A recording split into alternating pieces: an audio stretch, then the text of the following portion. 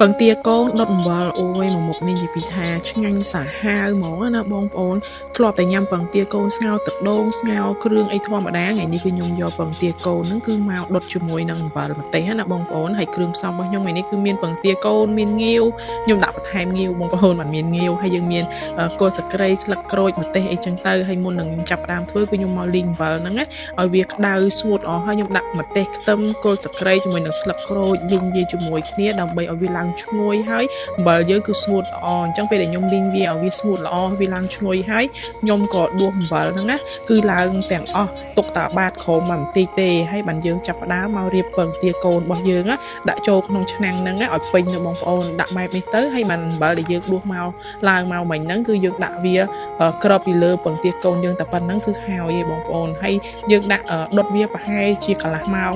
អូយពងទាកូនយើងគឺងុំល្អមែនតើឡើងឈ្ងុយតែម្ដងណាបងប្អូនហើយពេលដែលយើងដុតអំបិលបែបនេះគឺពងទាកូនយើងគឺឆាប់ហុយឆ្អឹងអត់ដូចយើងស្ងោរឯដែលត្រូវរងាស់យូរយើងដាក់ដុតបែបនេះហើយអំបិលដែលខ្ញុំ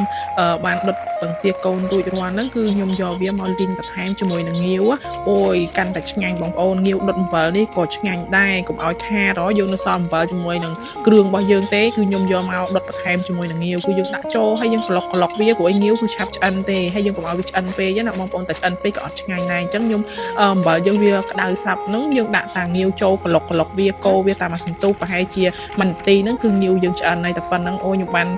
ពងទាកូនដុតអំបិលជាមួយងាវដុតអំបិលនេះគឺមួយថាសនេះបងប្អូនគឺញ៉ាំជុំគ្នាទៀតហើយឲ្យតែរសៀលថ្ងៃឡើងគឺដឹងតែនាំគ្នានឹករកមុខម្ហូបឬមួយក៏រកអីមកញ៉ាំជុំគ្នាអាសៀលអញ្ចឹងណាហើយថ្ងៃនេះគឺខ្ញុំធ្វើផ្ទាល់ដៃហើយលើកយកមកឲ្យបុគ្គលិកខ្ញុំនេះបងចុងភៅនៅដេករឹងនេះខ្ញុំយកពងទាកូនជាមួយនឹងងាវមកហៅបុគ្គលិកទាំងអស់គ្នាមកញ៉ាំជុំគ្នានិយាយទៅនៅហាងឥឡូវលិចទឹកលក់អត់សូវបានទេបងប្អូនស្ងាត់ភ្ញៀវទេគេឲ្យរបៀបថាយើងលក់អត់បានអត់សូវមានលុយអញ្ចឹងគេឲ្យយើងចាយសំចៃតែមានណាមេខ្ញុំនេះអត់មានសំចៃទេថ្ងៃឡើងនោះគឺរនឹកឃើញចង់ញ៉ាំនេះញ៉ាំនោះធ្វើនេះធ្វើនោះជុំជាមួយនឹងបុគ្គលិករហូតពួកអីនឹកឃើញថាពេលដែលយើងលក់ដាច់នៅក្នុងហាងពួកគាត់ធ្វើការហត់ណាពេលខ្លះដាច់បាយថ្ងៃតែមានពេលបានញ៉ាំអីជុំគ្នាតែពេលឥឡូវទឹកលិចហើយ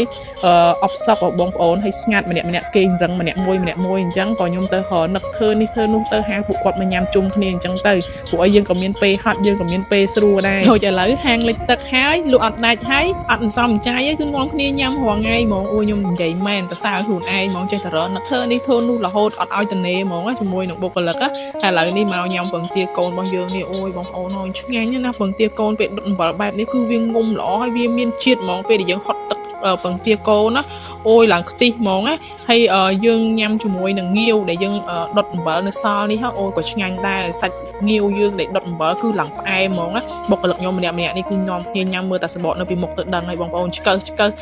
ងាវនៅក្នុងអំបិលនេះក៏នាំគ្នាចុងក្រោយក៏នាំគ្នាឆ្កឹះដែរមានអីញ៉ាំជុំគ្នាគឺញ៉ាំលក្ខណៈថាដើមគ្នាដោយសារមនុស្សច្រើនអញ្ចឹងអ្នកណាញ៉ាំលឿនទេអានឹងញ៉ាំបានច្រើនណាគេញ៉ាំមួយហ្នឹងគឺញ៉ាំបានតិចជាងគេហើយ